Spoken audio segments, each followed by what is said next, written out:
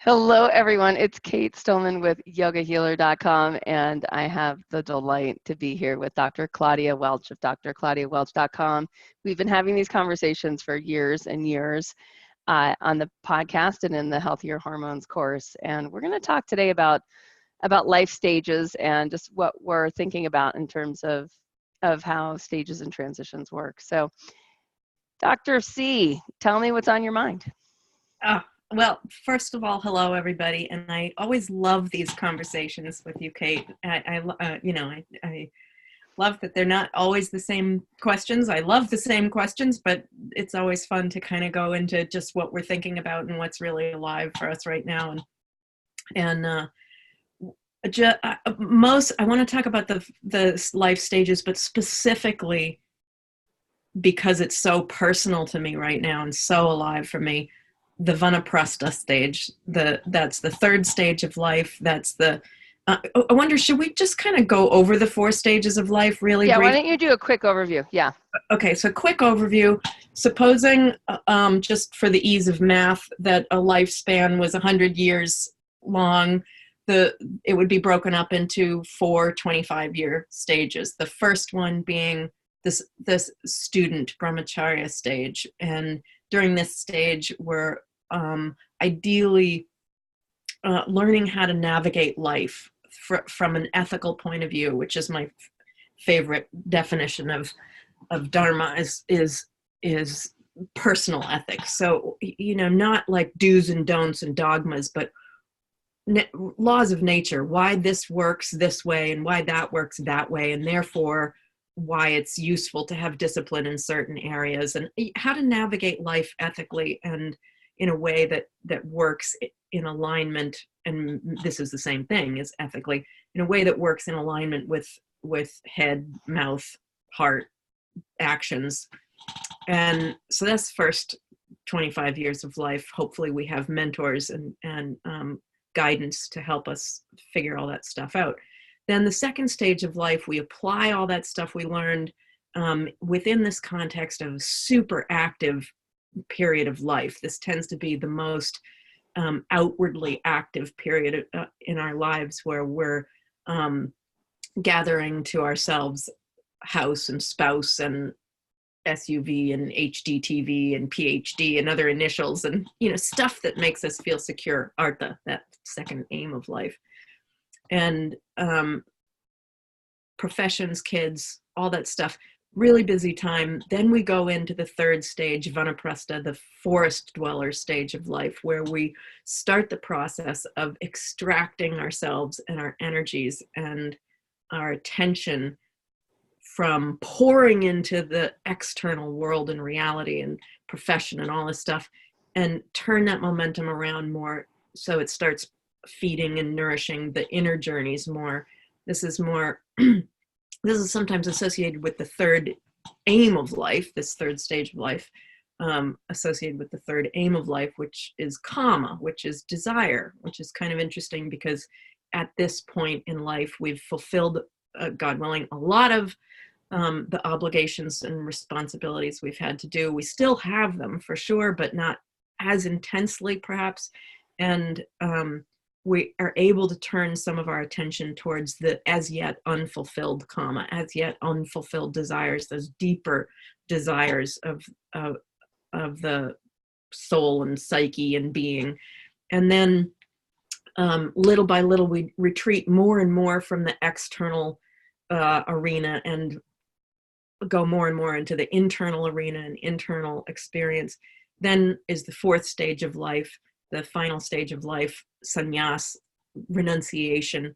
And it doesn't mean you have to go into a cave and not ever see anybody, but you could be in a cave, my guru used to say, and be completely consumed by thoughts about the world and the worldly arena, external arena, but you could also be in the middle of a lot of action and be a renunciate, be detached from all that stuff that's going on. And it's a serious detachment from the external arena and a real attachment to the internal journey. So it's kind of that final exit stage. And so that's a little nutshell. You want to add anything to that? Nope, we're good. So what's been on my mind is so I'm turning 51 shortly, and provided nothing goes seriously awry between now and about a month from now. And this past few years, I've been in this transition from grahasta, the householder, second stage of life, to vanaprastha, that third stage of life. And I've known about these stages of life since my late teens, for sure, maybe earlier. Maybe I think I heard about these life stages probably before I was 10, so just always, but I got more into them in probably my late teens, early 20s. They've always resonated with me on pretty much every level, intellectually, just kind of, I don't know what physical resonance with that means, but it just has really resonated with those stages as a contextualizing force for life and a contextualizing organizational principle for life. And I think that it allowed me to go into the second stage of my life that was so busy, that grahasta stage, with this understanding that this stage is going to be busy and it is not going to last forever.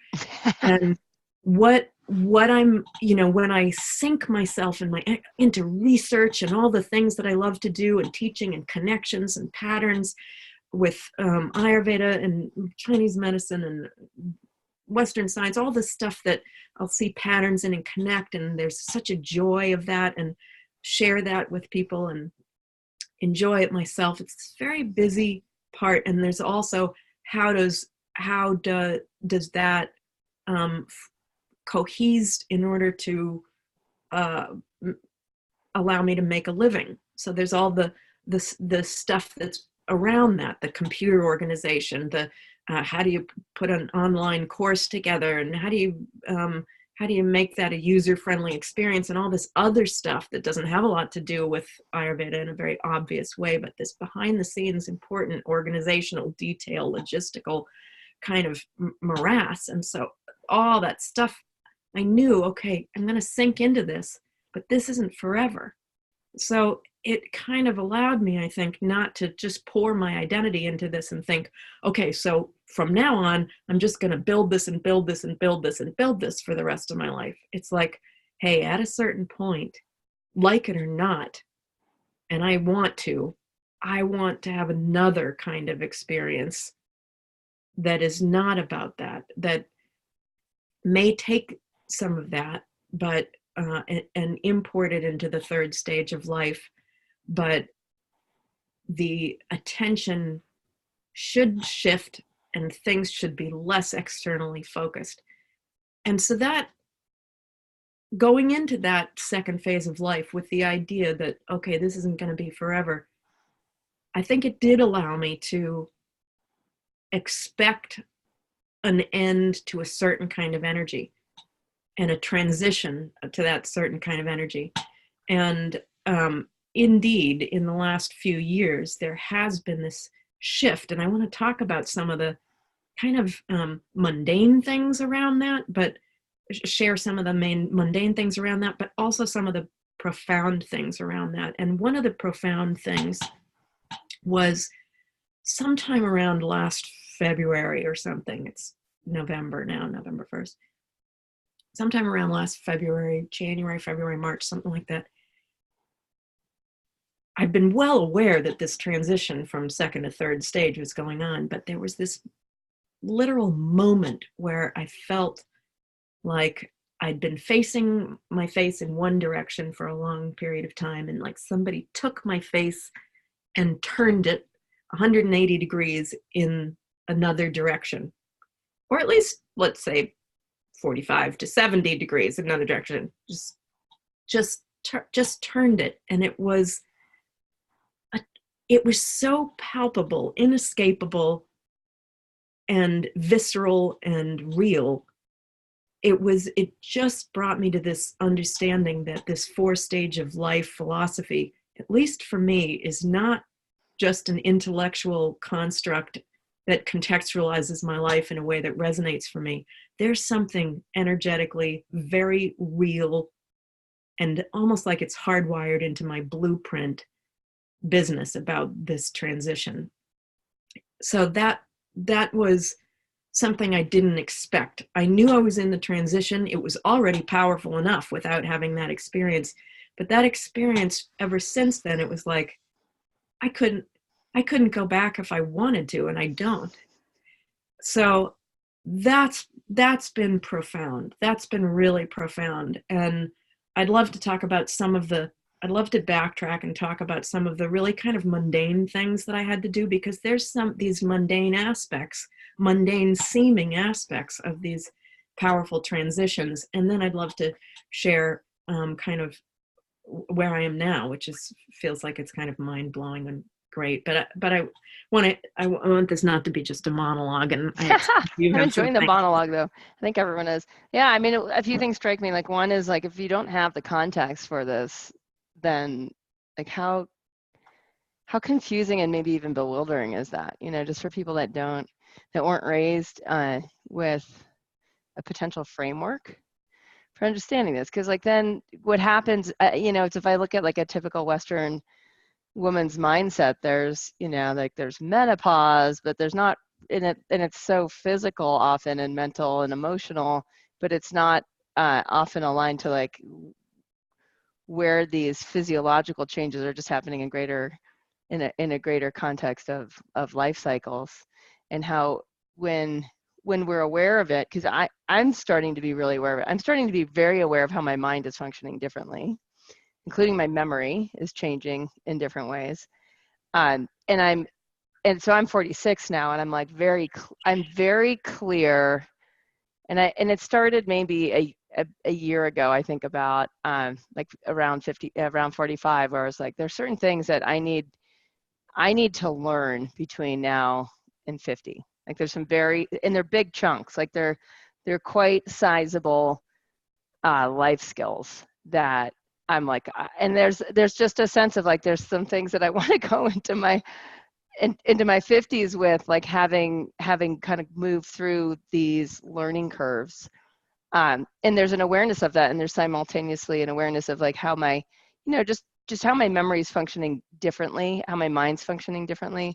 And there's a alignment and acceptance of it because of the life stages worldview that are your Veda, and yoga that we have in these, somewhat ancient philosophical traditions.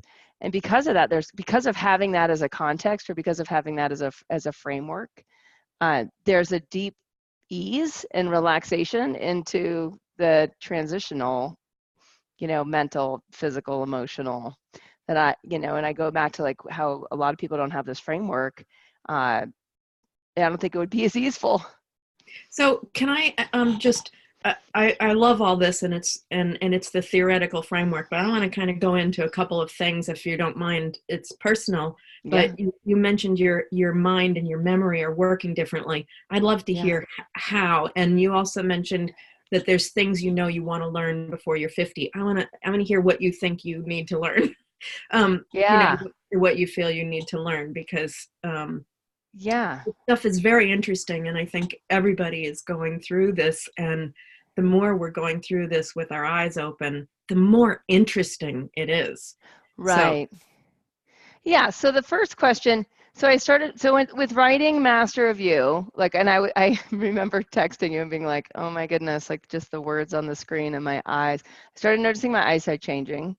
But then I also noticed that like where my mind was very sharp, like typical Pitta mind, like very sharp and very strong recall, like Tarpaka Kapha, like recall. Like I could just remember, I could cite books, I could cite studies, like I could cite stuff like really, really quickly. And now I'm like, oh, there's a little bit more amorphous, a little bit more amorphousness, but like the deep concepts I'm able to articulate better, So there's that, that more processed life, like lessons learned or the concepts that I'm trying to portray. I'm able to do so more, I would say, more clearly than ever.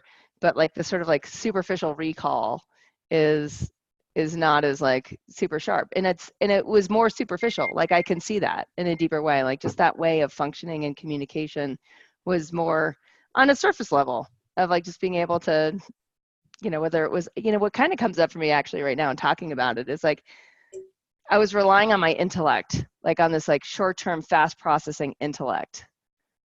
Like that was the ace in my pocket, and I played that card all the time. And now I'm like, oh, that's less facile. Okay. Deeper wisdom, and so that's definitely just I'm just aware of that. On the life lessons, Can like the we things. can we Sure, please. table that for just a second, because I want to hear what the lessons are.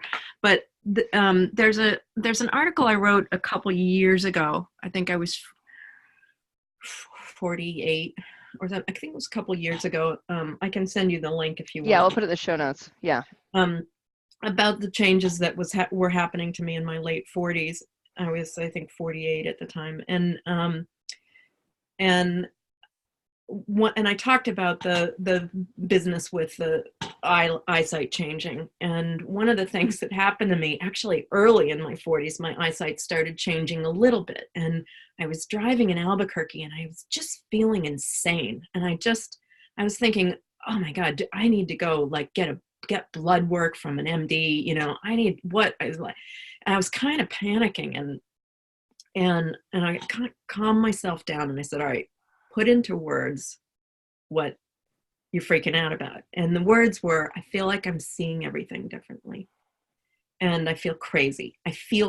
So it's like, okay, I like to treat energetic problems with energetic medicine, and going and getting blood work may not be the answer here. Let me start with energetic medicine. And I went to a friend of mine who's very gifted with energetic medicine, and I can't remember if I got acupuncture from him or a polarity treatment or something, but oh my God, I felt amazing afterwards and just more grounded. And then I realized within a short period of time that other component of my insanity feeling, like I feel like I'm not seeing things the same, is that I wasn't seeing things. I literally wasn't seeing things the same. My eyesight was starting to change in a very slight way.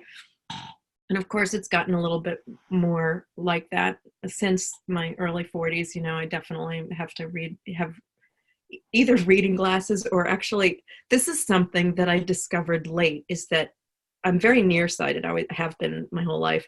And so I have these, very nearsighted correctional lenses. And I find I don't have to use the reading glasses very often if I just pull my regular nearsighted glasses down lower on my nose. And I know that sounds like I'm just trying to be a librarian because I think they're cool, and I do. And I just want to look like an old lady, which I'm fine with. But it isn't. It's really true. If I bring them down further on my nose, I can read without using the glasses. And it took me like, I don't know, 8 years to figure that out, at least 7 years to figure out that if I just pulled my glasses down further on my nose, I could read things. And I was sharing this with my good friend and colleague, Dr. Svoboda, this year. And I was like, I felt like such an idiot, I couldn't figure this out for 8 years. And he's like, let me try, because he's got a similar like eyesight problem. And he figured it. Oh my God, he could also do it. And that made me feel better because he's like 13 years older than me. So anybody out there, if you're very nearsighted, before you go get reading glasses or progressive lenses, which I hated, just try pulling your glasses down on your nose and looking like a librarian, because that can help. So as that was going on, that process was going on, I started realizing this isn't like my body's failing me finally and it's just going to get worse and worse. We are hardwired to stop looking outward so much and start looking inward. And, for a lot of people, this hasn't happened to me yet, as far as I know, but for a lot of people, the other sensory organs start diminishing in terms of their efficacy of translating outward sensory experience to the internal terrain efficiently. So people's hearing starts to weaken, and their sense of smell and sense of taste starts to weaken, and maybe they get some numbness or some other kind of thing sensorily, and everybody feels deprived, or can feel deprived. You can feel like, oh, my body's failing me, my senses are failing. I much prefer to look at it as it's directing us. We're hardwired to start looking inward more and start tapping into a different kind of experience. And you're talking about intellect, and you were relying on your intellect, and I get that. I feel some of that sometimes too. And but the intellect is what? It's in Ayurveda, the mind is fed by the senses, and the senses are changing.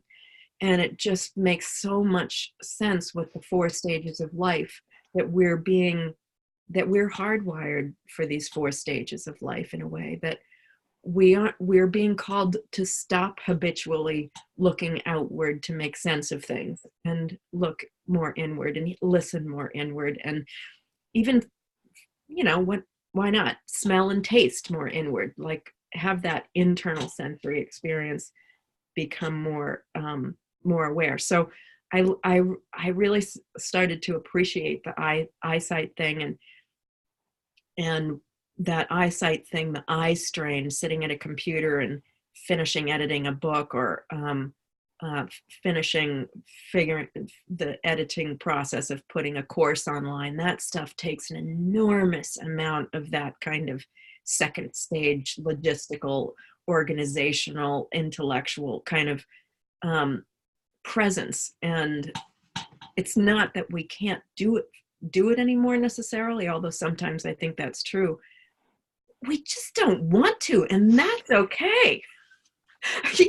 Like, we've done this a long time. We know what it's like to take a project by the horns and see it through, and all the organization and logistical, maneuvering that entails. There's other things to do. Let's have a rounded experience here, So anyway, I wanted to address that thing about the senses, because I think that sensory is part of the life stages. Yeah, it makes so much sense, doesn't it? Of just like, okay, well, this is how the life stage happens. There's a physical component to it that redirects awareness. Yeah. Yeah, and so that was a big thing of like, no more pushing. Like, after this last book, which ended in April, I was like, I need a lot of healing work. So I got a lot of energy work. I got a lot of body work. And I consciously decided, like, that's it. I'm never doing that. I'm never pushing through. I'm never burning my ojas again. Like, it was like that. Of like, that's what that was. And no mas. And I think a lot of people don't get to learn that lesson, as I feel like I kind of got away with something there, because I could have ended up pretty sick. I think a lot of people you and I have worked with that have autoimmune breakdown or whatnot, like, they end up pretty sick from pushing, and I didn't. I just was tired and realized that, like, that's done. Like, I felt like I kind of got away with it. But I also was like, never again. Like, it's just the quality of my quality of, like, day to day. I'm like, I'm just not interested in that anymore. Like, done. I think that's a huge, I think that experience that you have is like, it's not like there is, I think, like, my experience of my attention being moved 180 degrees within a matter of a second. There is this kind of sudden thing that can happen, but there's also this, God willing, this gradual learning period and growing period within the second stage of life. And I think that that's a big part of that, of course. And we've talked about that for 10 years or whatever, 8 years, I guess. Learning how to slow down, and learning how to guard the ojas, and learning how to, even within that busy stage of life, prune away the unnecessary, and refocus all the time on the priorities, and learn how to rest within that period. It's been a while since I've had to, like, push myself in a way that wasn't balanced by plenty of rest to help myself through that pushing. And I think that there is sort of this never again kind of feeling. It's not to say that it never again will happen, though, that we're pushed. Right. And sometimes that's really just this kind of unavoidable thing. Like a husband gets sick, a parent gets sick, a kid gets sick, like sick, where you really have to overextend yourself and you don't have a choice, or you have a short-term project thing that spins out of control and you got to, overextend for a little bit. But I think we do get less and less tolerant of putting that on ourselves, of setting ourselves up for that by our own actions and overdrive and all that. Exactly. For me, it was like an end to my own self-perpetuated pattern. Right. That was the stuff I can control. Yeah. Which I think for a lot of us, we start to see how much we can control, right? Especially as we're getting between 40 and 50, where it's like, how much of this is a self-perpetuated pattern? I want to go back to your other things of what you wanted to learn, but since we're talking about this kind of pushing stuff, I think it's a good place to talk about some of this mundane stuff that I've had to go through with this transition. One was this, a lot of what I've loved to do in the second stage of life is the research and the Ayurveda and the connections and teaching and learning and all that kind of stuff. And I always feel weird when I say teaching because that's the obvious role, but it doesn't feel like, I never felt like a teacher. It just feels like channeling an experience that we can all share. It just such a. That's all that stuff. I love, and it's great. And there's a huge part of what I've had to do that is this logistical, organizational, technical detail morass that is just so, it's amazing. And maybe sometimes it's 95% of this background computer organizational working with the staff kind of stuff. And this small amount, and I know you've had ways of not doing this and maximizing your ability to focus on what you love. But for me, the way that I've done it, I love, and it's been right for me, but there has been an enormous amount of this kind of organizational stuff and a small amount of new creation stuff. And but it's always been, maybe it's not 90%, but it's been a lot. It feels like 90% when I'm doing it, but so there's this sort of, sometimes there's been in the second stage of life, this, oh no, I'm not going to get to the 5 other books that are in my head and all this cool stuff that we could talk about and create stuff around. I'm not going to get to that because I'm stuck in the organizational stuff. And at some point it was like, okay, I'm going to die without finishing my to-do list on that level. Get okay with that, get okay with that. Like it doesn't always have to be more and more and the next thing and the next thing.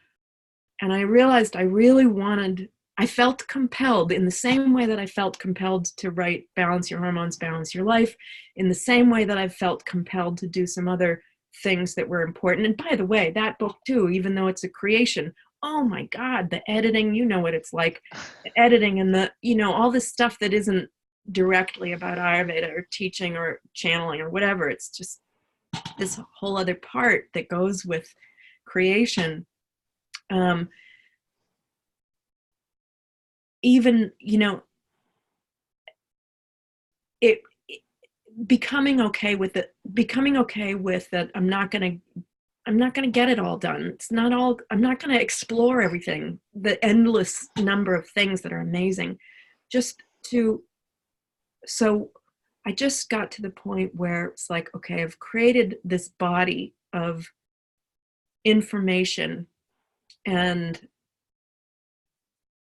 over the course of the Grihastha stage of life, these last 25 years, whatever it's been, I felt compelled, in the same way I felt compelled to write the book and do this other stuff, to organize it so well that I wouldn't have to keep pouring energy into it. And, you know, I kept thinking that maybe someone on my staff could do that for me, or maybe, you know, or maybe should I hire someone? But I didn't want to hire someone because I didn't want to have to create I didn't want to have to make enough money to pay all those bills and all that kind of stuff. So what I did was, actually, you and I had talked about, you had mentioned Smartsheet, you know, which is this project management organizational software tool online. You told me about that, and I thought, well, maybe I can do that instead of hiring a manager to do this. And so this was last summer, and long story short, I did a bunch of research myself to see, there's a bunch of those kind of programs, Asana and Reich and Smartsheet and other stuff.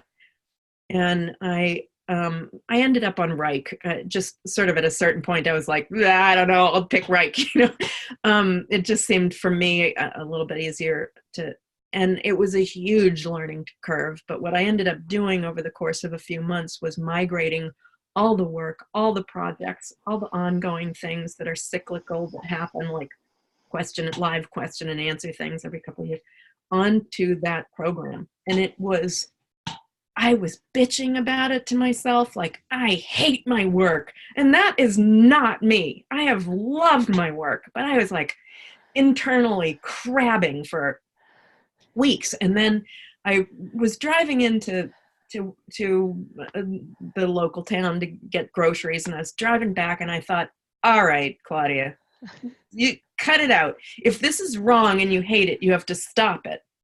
If it's right, then it's right. And so shut up. So, you know, it, again, one of those like instantaneous things. I checked in with myself, and it was immediately clear. No, this is right.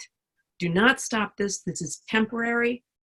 This is good. And from that moment on, I felt great about it. It was still hard, but I felt great. This is right. I'm not kidding myself that this is an endless process and I'm never going to be over it, and I'm never going to, you know. So that somehow that mundane experience of just rolling up my sleeves and being like, this isn't a time to create new things. This is a time to finish what's on my to-do list. I had these 2 women's health courses that I had wanted to put online for a long time. And so I had to finish doing that. And I did. I got those up in September. One is a lot like Healthier Hormones, but it's a video format, and it goes a little bit deeper and more handout, like stuff like that, you know. But I really wanted to get those online. And then that was the end of my to-do list. And so for about a year, it took this tremendous organizational effort at this time where, you know, my attention's turning away from wanting to do all that logistical detail, sorting, organization, online, you know, computer learning curve, learning these new systems, all that stuff. It's not like that's what I wanted to do, but it really was this very right component to organizing what I had so that I could say, okay, this is organized. Now it doesn't take me pouring my energy into my professional life. Now there's this maintenance level involved, and I have time to pull back and space to pull back and see what is next. And I kept kind of hoping and feeling and trusting that I wasn't kidding myself, that this wasn't going to go on forever. And indeed, it didn't. And, you know, it's November 1st now. Those 2 new women's health courses went up in September. It is a whole different ballgame than I've ever had. It's a level of organization, and I'm not adding anything to my to-do list. My to-do list is done with professionally. It's like, now it's this maintenance feeding. You know, I'm not nursing my kid for the first 3 years of its life. I'm, you know, saying, hey, there's peanut butter and jelly in the kitchen, or there's kitchery on the stove. help yourself. There's still a nourishment that has to happen, but it's well organized, and it's enough that I can just come in and do the parts that I like more, and the rest of it is well organized. So now and I'm going to stop it for a second and give this some time, but the next thing is like, wow, how does that feel now that there's space? And what's going to happen with that is this whole other interesting part. But I think that mundane stuff, it's like there's profound aspects to this transition for me. There's physical aspects of this transition to me, and there's mundane aspects of this transition for me. And they all conjoin, and they're all cooperative, and they all require setting a limit to my setting a limit to the to-do list, so that to-do list doesn't continue to grow and grow and grow like it always seems to do in the grihasta stage of life. Okay, so the next course, now we've done this framework and foundation material, so now we can build on it by doing this. Nope. Somebody else can do that. There's new people in the grihasta stage of life that can do that. And, that's just me and where I'm at. But so there's that. And so I'd love to hear what you have to say about that. And now I think it's great to go back and see what it was that you think you want to learn between, 45 and 50. Yeah, it's really similar. I mean, when you were speaking, I was, it's like this restructuring, reorganization it's like a contained efficiency. And it's pretty similar. I mean, it really is pretty similar for me. I turned my team over 80% this year. And a lot of that was because I need the support for who I want to be next. And I didn't have that in my existing team, in my company. And so I decided, and it was like, if I was going to redo a number of years in my life, I would not choose last year. Right. Like it was, I was in it. I was in it to win it. And I'm so glad, I mean, it was like it was a necessary evil in a way, to learn some lessons I had to learn. Like if, it's like if you had been using Reich all along, then you don't have to stop and redo everything. Right. Like in the same way, if I had been holding people accountable or to a higher standard, and including holding myself to a higher standard to be able to hold, a standard of holding other people. I can hold myself to a very high standard. I was having a hard time holding other people to that, and then letting go of people that I just couldn't perform at a certain level. And so when I finally dealt with that, there was just a lot of personal growth, and there was also just a lot of just the nightmare of the breakdown before the breakthrough, of just what am I doing? Why am I doing this? Is it worth it? I can have a really good life by just not getting through this stage or this phase, not growing through it and not dealing with my own integrity gaps. But I kind of, I always go back to the, if not me, then who? If other people can do it, I've always been smart enough. I've always had plenty of energy. I've had access to coaches, mentors, teachers. I've invested in great people. I'm if I can't figure this out, come on, really. So when I would get to the low of the lows of why isn't this working? What's wrong with me? I would, ultimately fall back on I've got a few years to figure this out. I've bought myself in many ways enough time, just with the stability of the organization and financially, et cetera, to be let's just figure this out. Other people know how to do this. I can learn how to do this, to have a company that can really support the vision and the mission, that doesn't tap me, but supports me and uplifts me. So it took 3 years. It took a year, depending on how I look at it. It got very serious. It got very, very serious a year ago. And now I'm in an entirely different place, with about 80% different people around me. I have space and time. I have my dream job. it just keeps getting better. It's like that was really super clear. The other thing that happened in the last year was like I also realized that like most of the body of work that like I'm here to create, like I'm not adding courses. Like we're not adding anything. We're just tightening everything up. Like that's what and we totally tightened up customer service the last year. Like we have zero onboarding issues now. We went from like so many to zero in this last year. I mean, just so many things are just tightening up systems, operations, and then like you said, just like the where is everything and the organization of everything.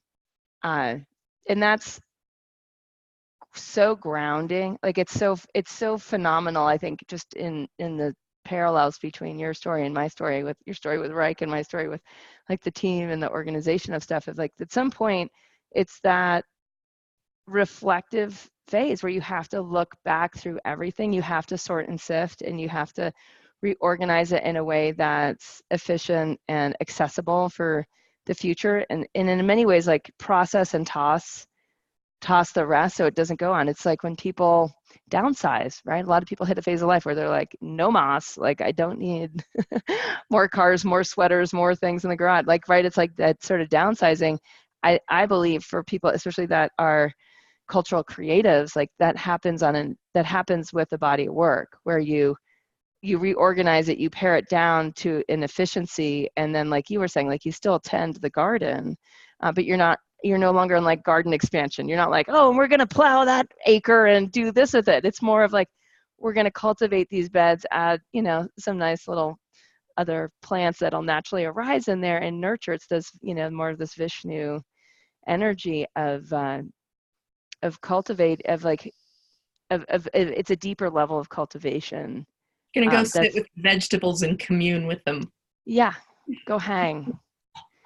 Yeah. And to me, what's so cool about this phase is like what's happening, I would say just on like the internal phase, is like with this deeper grounding and support in me, like I can just like in many ways like cut through the BS, with people so much faster when I'm talking with someone who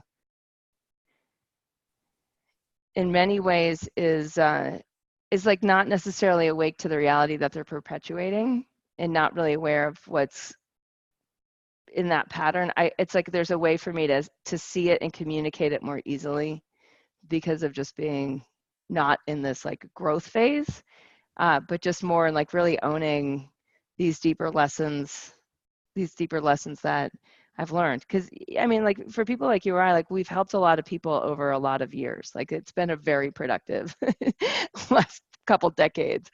And so there's accumulation of seeing patterns and people and still being open to new possibilities, but like being able to help people much faster is what I'm noticing now, where I'll have an event or a workshop or a one-on-one or something, a little mini laser focused coaching thing with someone, and it'll fundamentally change their direction. So that wasn't, I'd say that was kind of happening before. I've heard that I had that effect on people before, but now it's like, it's just laser focused. Yeah, just less expenditure of energy with more efficiency. No, I don't know that I want to say that I don't care what people think, but well, because it's in service of, right? I mean, because that's the thing. It's like the greater is in service of, and so then there's less of this topical, superficial, how's this going to land, right? Or something along those lines. I don't know if it's, I'm going to just say this and then just kind of tune in and see if this is true, but I think maybe I don't care what other people think. I mean, I think I think that I don't. And then maybe sometimes somebody will say something that really will kind of get into me and go, but I think when it goes, and gets into me and either disturbs my equilibrium for a moment or inflates my equilibrium for the moment, that then what I do is then I just check in and say, is, what's true about this? But what I think is true is whether or not, there's those moments where something kind of gets into me, and I care, and they disturb initially and then refine my experience. It's not other people who are guiding my direction. It's really, it really isn't. So you had said that there's things that you want to learn. Yeah. What? Yeah. And I'm curious what those things Yeah. are, because it's sometimes, I think, hard to know, like, what should I learn in the next 5 years? We don't, we don't know. Yeah. So I'm curious. Yeah. Well, I think, I mean, and this is where in between learning, like really pretty much hardcore studying as far as like for a yogi goes, business strategy. So me doing that, and then me having learned a lot about Ayurveda over the last few decades, there's a way that they fuse in my brain, right? Or my awareness. And so with both, there's cycles, like they're both very aware of cycles and stages and aligned action. Like both business strategy and Ayurveda like seem to have that in spades. Right? Like seem to have what in spades? Can you repeat that?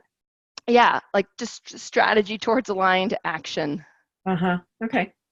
Right? Like dinacharya, ritucharya, like there's things that you do that like are aligned action. Becoming a disciple of aligned action is also, it's also all over in business strategy. And they're both looking at cycles, and they're looking at cycles and stages and rhythms. They both do that inside and out. Like, for instance, like you have to invest a certain amount in order to expect growth later. That's like a very basic business principle, right? You shouldn't expect immediate ROI on deeper investments that have a longer term strategy. What's ROI? Return of investment? Return on that investment. Okay. Right? Like fruition, essentially. Plant the seed, you're not going to get fruit in like 2 days. It's going to be a while, So if you plant like an apple orchard, you're looking at, a good 15-year horizon, and then 100-year horizon, right? Like these, depending on where you live. So with that, for me, there's a level of being like, I've always, well, since I was a teenager, had like a very strong drive to have, like, to really do like what I could in my lifetime, on this level of planetary thrive. Like it's just been there since I started having a planetary perspective. Like it was, it was just there for me. There was, I think a way that I was acculturated to live life, to accumulate things and power and wealth and status, and that just being raised on the East Coast and Massachusetts, and what was in my little suburban paradigm, and the kind of schools I went to, and all that. But there was like pretty early on in my teenage years, just like a much bigger why. And so at this point, I have quite a bit of like skills, assets, resource, relationships, etc. And I have a pretty savvy business model. And there's a way of me looking at like how to run a bigger organization to serve a greater purpose. Like that's always been there, but now there's simply more awareness of that. I have more capacity to create change than I have had in the past. And then there's some skills of like being able to run a bigger organization, whether it's bigger in terms of revenue or people or how we look at it, lives impacted. And there's certain skills that I'm really aware of just leaning into that enable us to hit certain targets on time. And these skills are really right for me. And I'm no longer like willing to kind of like distract myself with other projects that in the past were a big part of my learning, and now they're not. Like I'm like the body of work is created. Like I don't have, like, I'd love to write a leadership book at some point, probably in my 50s, right? Like not now. And there's this real sense of like, I get to just lean in to understanding how to grow this organizational impact, which means, in many ways, becoming even a more solid leader within an organization, and where my place is in it, so that I'm ultimately very supported and creative throughout this process in just the way that feels right. So there's no sacrifice. So it just feels, yeah, that's just really what it feels like, is So when you say that there's things you think you need to learn, Yeah. do you have like a specific, I need to learn this skill, and this skill? Or are you thinking, oh, I think It's there's things I need scaling. to learn Yeah, and I no, don't know what they are? it's scaling. No, and it's pretty, I mean, it's pretty clear what they are. And it's pretty, it's interesting because I'm hanging out with more like the other thing I don't want to highlight is more than ever relationships are important, right? And I can see how in the past I've been very project focused and now it's shifting to being very relational focused. So even the way I'm relating, even the way that like I'm noticing the people in my life in a different way. Um, and I'm able to draw what I need from them or how they can help me, and I'm able to give how I can help them in this like very seamless reciprocal way, in a way that is way less transactional than it's been in the past. And so what's happening is like I'm actually like there's all these people in my life that are also in this phase of life, where they've done a lot, they've learned a lot, and particularly the ones with MBAs that are just like part of my friend, family, whatever culture are like so super helpful in helping me realize like, oh, there's just this piece, or oh, there's that piece, or oh, there's that piece, whether it's branding or operations or HR or whatever. And I'm able to access this better. So when it like, what is it to learn? It's how to run a more effective organization, essentially, like how to lead an organization that is bigger and more impactful than where I'm at now at about like a 2 to 3x level. So that's where I'm going. Okay, and so you had just said that when it got cut off? It's also doing it in a way that I'm in ease, that I'm grounded, that I'm relaxed, that I'm not burning ojas. And yeah, like going, and it's kind of it's a cool process where I'm able to leverage in many ways these these assets that I've built, this body of work, this global community, and these relationships of I've been podcasting. We started putting stuff on the air in 2012, but I was recording interviews with you and people like you, other Ayurvedic experts in the field for years before that. And there's just this sense of like, as I reorganize stuff, that there's so much leverage in doing it in a way that there's ease. It's a very fascinating experience that I'm wanting to have, and at the same time working a 30-hour work week, which I feel really good about. I love having a life. I love being a stay-at-home mom and, working around my family's needs. And so it's kind of a cool bit of a lotness from a grounded place. It is. So are we back on? Yeah. Okay, we are. All right, great. Sorry. So it's interesting to me to hear what you want to learn is how to grow and run an organization that's 2 to 3 times bigger in the next 5 years. Does that mean 2 to 3 times bigger than it is now, or now it's 2 to 3 times bigger than it was, and you want to figure out how to run that without burning ojas? Yeah. No, it's growing. So it's not there now. But I've built all, like in the last 2 years, I've learned so many critical lessons for now this like easier growth. So I'm really curious. I'm just curious about like what I can, just really what I can do from a place of grounded ease, by growing, by also growing the people around me, and bringing in the other people that can help make it happen. So it's this funny thing where it sounds really opposite of what we've been talking about, but it doesn't feel that way because it's not a pushing energy. Well, I think that's really good, the not pushing energy, and I just don't feel equipped to give anybody else going into this advice, because I feel like each one of us has such a different pathway, this different destiny, that things are going to look differently for different people. I mean, yeah, I think that's really, really true. And you recommended me seeing a kind of ran an ashram. When he went into his vanaprastha stage, he had to move away from the ashram because the ashram was so busy for him. He had to move away. Other people might like move on my team is about 60, and she just moved to an ashram. So, it's going to look different for different people. And I think that but for me, it's been interesting because for me, it feels like preparing for death, like,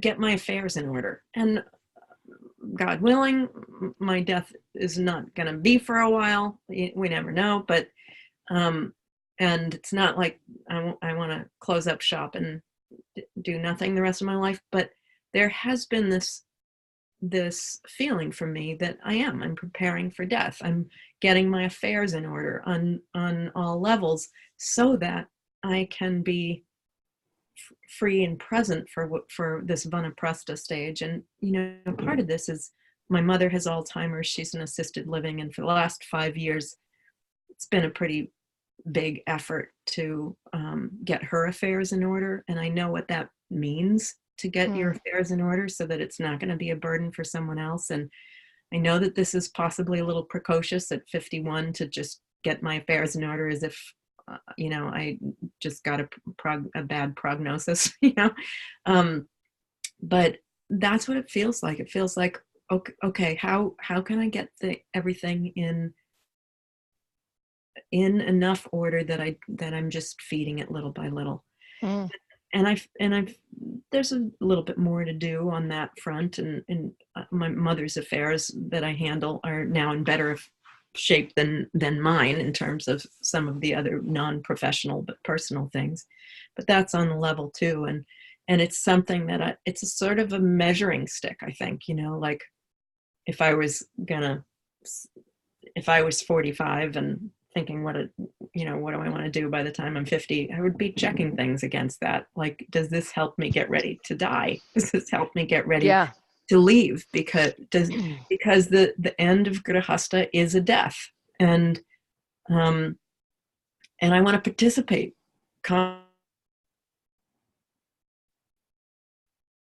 Been talking for more than an hour, so we haven't even got to like, what does this feel like now that, this, for in my case, it's pretty well in place, this organization running just the maintenance level dose that I have to give. And so I won't get into a lot of it, but can I share a little bit about what that's been like? Yeah. But let me just comment on getting the affairs in order, because that's another, to me, that's another part of what helps so much. Like when you write, I went through a process a year or two ago where I wrote out my will, and I wrote out my funeral rites and like all this stuff for Winston and Indy, like should anything happen, and the documents around all the assets and stuff like that. And there's something that is so fantastic about doing that. I just so highly recommend, if anyone listening hasn't done that, go through, because it does help you really see where you are in life, and it helps you reorient to what's most important and where to go, and where you want to go next, and appreciate all the things. And I just wanted to put that in there because it is to me, that's another part of the cycles and the stages of doing things where you do put your affairs in order. Yeah. So it feels like on all levels, and doing that professionally as well. And it also, it sets up not only our kids or descendants or whoever we leave behind to be able to deal with things easier. It sets us up to be able to deal with our affairs easier in the second half of life, and opens up the space for other things. Amen. Yeah. So take us into next. All right. And we could talk more about this, but I'm cognizant that this shouldn't be a 2-hour podcast, right? So it really was a striking change for me, and to have the 2 women's health courses go up in September and have that and have that be clearly the end of my to-do list. Maybe there's something else that will come up that I'll create in the future, but I need some space I feel a need for space to allow the momentum of my attention to shift. It's been very much associated now. And it's not that I'm leaving my profession. I'm still going out and doing things, but I'm doing less. I've said no to more invitations this year than I have for a while. And the ones that I am saying yes to, I'm planning on showing up from a different perspective. Maybe it's going to be really boring to people. Maybe people will be like, oh, I don't know that I like this new Quaalude version of Claudia. I don't know. But, I don't really know what it's going to be like to show up in this different space and way, but I am committed to it. Enough that, for example, Dr. Svoboda and I were invited to go teach at a conference in India in a couple of Novembers from now, or a couple of Octobers from now, so a couple of years. And it was going to be this big conference. And honestly, conferences I find fairly draining sometimes. They're so scattered, all these different presenters and different things and going on. And we were asked to teach a conference at a place that's already maxed out. And for me, my response was, no, because you're already maxed out and I don't want to do that. Why don't we have a retreat for supporting the vanaprastha stage of life? And everybody was great with that. And so, that's hopefully what we're going to do in India in a couple of years. But it's like, it's a shift, and it requires, me showing up as a woman going into the vanaprastha stage of life to kind of know myself as best I can. And, whether it's speaking to a group of men who want to put on a conference, or whether it's speaking to a group of women who we're all trying to navigate this phase, it feels really important to me to live my truth in this way. And so things are slowing down and they're changing, and I'm really happy about that. And so I know that there's this shift coming up. There's a shift coming up in the way that I approach and show up for the commitments that I have. I'm taking less commitments. I'm pouring less energy into the organizational part of my thing because that's done. And so now there's this space. And one of the things I talk about in that article that I mentioned earlier about shifts that happen in the late 40s is I've been taking more and more space in the last number of years. And when I take the space, I sort of have had this expectation that the clouds would part and the Bible rays would come down and the divine would fill up I mean, grace. And sometimes when that space is there, it feels empty and can feel sad. And there's this fear that will my expectations about divine grace fall? Will there be just emptiness? Will this stage disappoint me? And so there's some of that happens for me, and there's this emptiness that happens. And all I can say is that I trust that emptiness way more than I trust filling that emptiness at this point. And so I'm in that point where there is sometimes this emptiness, but there's this more space. And for me, as I've mentioned many times, my guru wrote to me when I had just turned to 8 years old, keep good company makes a man great. And I feel that two things are important for me right now. Keep the space open, don't fill it, and put myself in the way of inspiration. Whether that's going to a Fleetwood Mac concert, which I did 2 nights ago, and it was incredible, or whether it's going to India and going on a bit of a pilgrimage, which I plan to do later this month, be there for a month. That's what's happening right now, and to be open to whatever happens, even if whatever happens is nothing. And I mean, I used to the beginning of the Grahasta stage of life, go out every Thursday with my dear friend Patty and get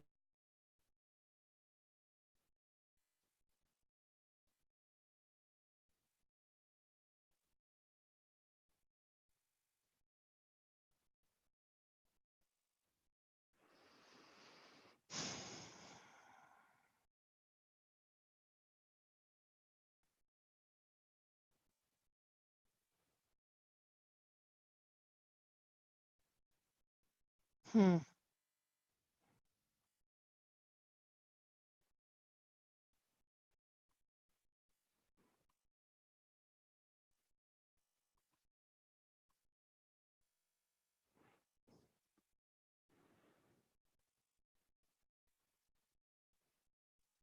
so I'm back. I just went and reset the internet to try to wrap it up.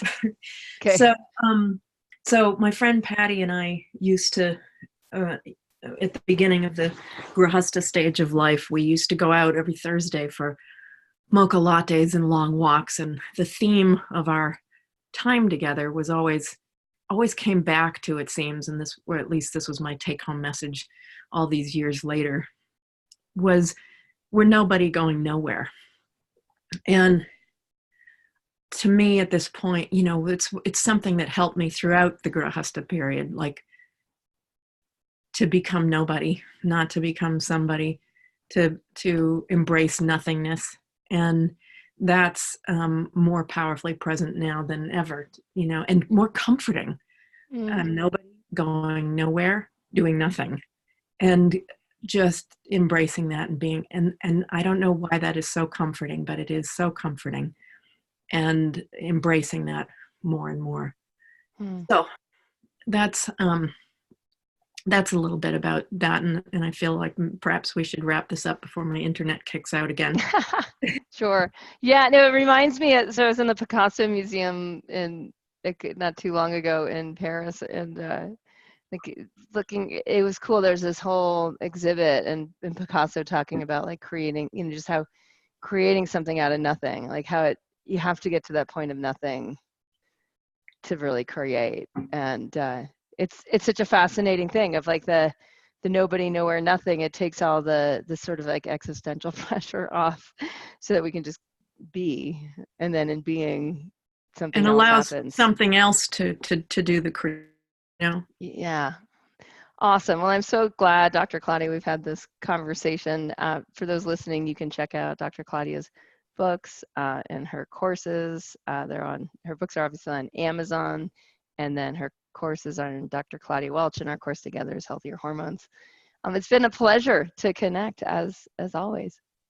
You too, Kate, and good luck. I'll take that. All right.